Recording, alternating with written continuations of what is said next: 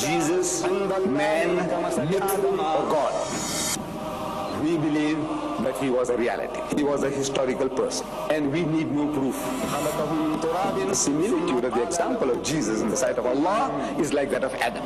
Allah created him from dust, and he says, kun fayakun, and he was created. So in other words, like Adam was a man, he is a man. And this is the testification of the Bible. Also, 83 times in the so-called New Testament, in the so-called Injil, 83 times he's described as the Son of Man. What is he? He's a man. He's a man.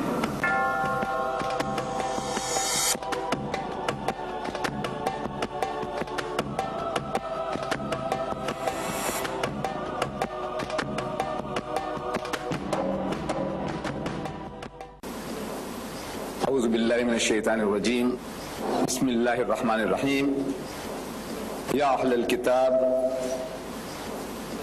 لا تغلوا في دينكم ولا تقولوا على الله إلا الحق إنما المسيح عيسى ابن مريم رسول الله وكلمته ألقاها إلى مريم وروح منه فآمنوا بالله ورسوله صدق الله العظيم. Mr. Chairman and my dear brothers and sisters, the subject, as has been advertised, is Jesus, man, myth, or God. But before we delve into the subject, the atmosphere at the moment in the UK is the atmosphere of the debate that took place on Sunday. People want to know, those who have not been there, because we can't expect the whole of Britain to be there. There were about 12,000 people on Sunday from all over Britain and from the Arab countries and from Africa. They had come. The largest covered hall in Europe was packed to capacity. People want to know what transpired, those of you that were not there. Those of you who were there, can you just put up your hand? I'll have an idea. Oh, mashallah, mashallah. Almost 1/3 of my brothers and sisters were there. But I might share with you certain things that I was not able to share in that meeting, those of you who were there. This might be altogether new to those who were not there. That how the whole thing came about and the response of the Muslims. That the Muslims on this occasion, they seem to have been the liveliest of audiences that I have ever addressed. What made them so lively? Because usually the Muslims are very placid, quiet, calm. You know, even if it calls for an applause, you will find that they are like straight-jacketed. They won't utter a sound and they won't show any signs that they appreciate a point, generally. But on Sunday it was not so. Now I have been trying to analyze why all this extra spirit in the Muslim. I may be wrong. You might have better answers than what I'm going to give you this moment. You see, this gentleman happens to be an Arab. There's no doubt about that. He was born an Arab Christian. And he has been boasting that his people have been Christians before Islam. So it's not a conversion from Islam to Christianity. They were Christians and the Muslims came and overtook their lands. Most of these Arab countries were Christian lands. Egypt was Christian, Libya was Christian, Morocco was Christian, Syria was Christian, Lebanon was Christian, the whole of Palestine was Christian. When the Muslims came out of the desert fastness and they conquered these territories and the people accepted Islam. So these are the remnants that have been left behind. They are boasting today that there are 14 million Arab Christians, which the Muslim doesn't seem to realize. 14 million. In July 1975, he claimed 10 million. On Sunday, he said there are now 14 million. We won't argue with him. We must be on guard. There are 14 million Arab Christians in the Arab world. But this time, he came in the garb of an Arab. Previously, you might have seen, you saw him in the Royal Albert Hall. That's him. That's him. Then, when we had advertised previously his picture as an Arab, he took exception to that. He didn't want to be photographed like this.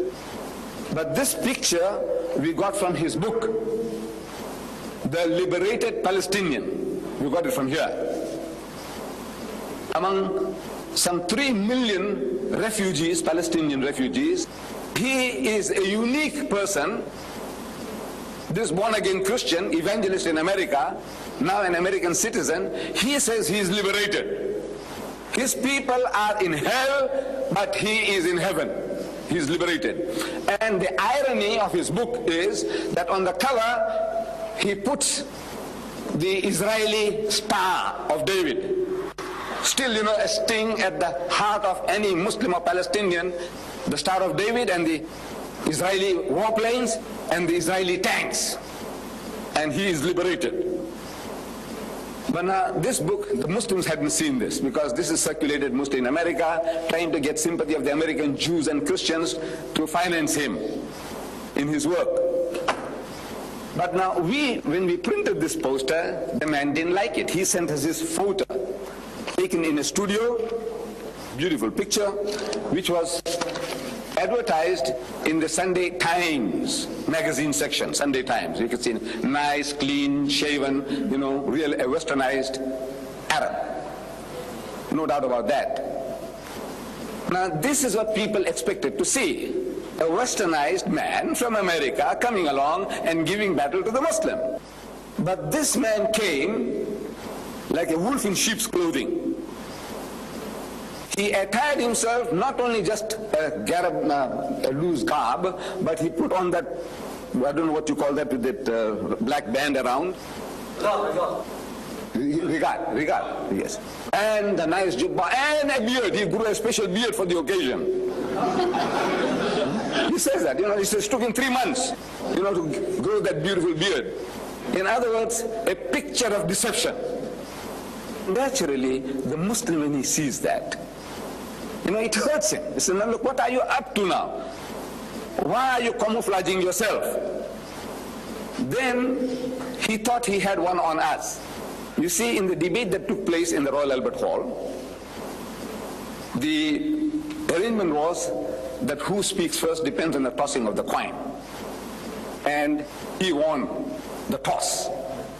So when he won the toss, no, I'm sorry, I beg your pardon, I won the toss. So I said, let him speak first.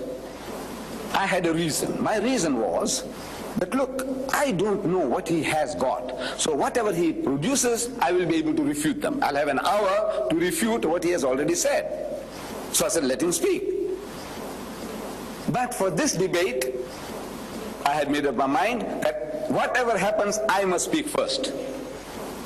That was the decision we had come to. But now how? If I win the toss, I choose myself to speak first.